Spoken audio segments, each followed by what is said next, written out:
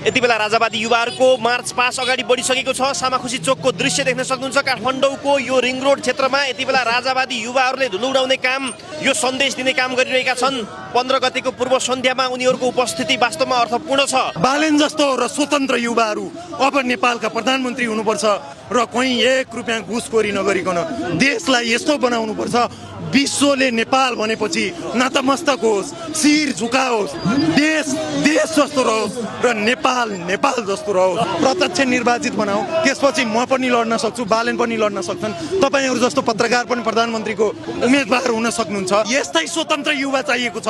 म आजसम्म कुनै सङ्गठनमा छैन, कसैलाई भोट हालेको छैन। यिनीहरूलाई देखेर मैले भोट हालेको नेताले कसैले गएर नराम्रो काम र खराब गर्छ, भ्रष्टाचार गर्छ भने त म पनि भ्रष्टाचारी हो नि। यो गल्ती चाहिँ नेपाली जनताले गरेका छन्। नेपाली जनता पनि भ्रष्ट भएका छन्। त्यही कारणले यस्तो स्थिति आयो।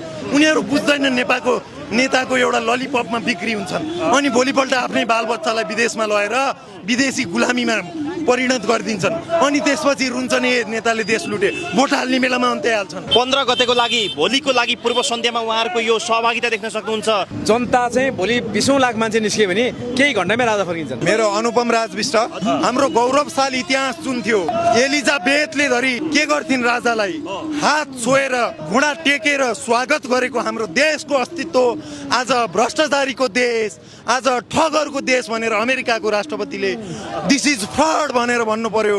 करप्टेड देश हो नेपाल, यिनीहरूले करप्सन गरे भनेर भन्नुपर्ने स्थिति आयो। पूर्व राजा ज्ञानेन्द्र शाहलाई पनि उनीहरूले के उपस्थित गराउलान्। नमस्कार, म कृष्ण कटेल। यति बेला सामाखुसी चोक। यो बुद्धको देश हो, यो यलम्बर र किराँतहरूले प्रकृति पूजा गर्न सिकाएको देश हो, यो बुद्धले ध्यान सिकाएको देश हो। यहाँ शिव जस्तो देवता पनि मृग भएर नाच्न आउनु भएको यो देश हो। शिवलाई धरि पशुत्व एउटा मृग भएर नाच्न मन लाग्ने यो दिव्य भूमि हो भनेपछि आज यिनीहरूले के बनाए?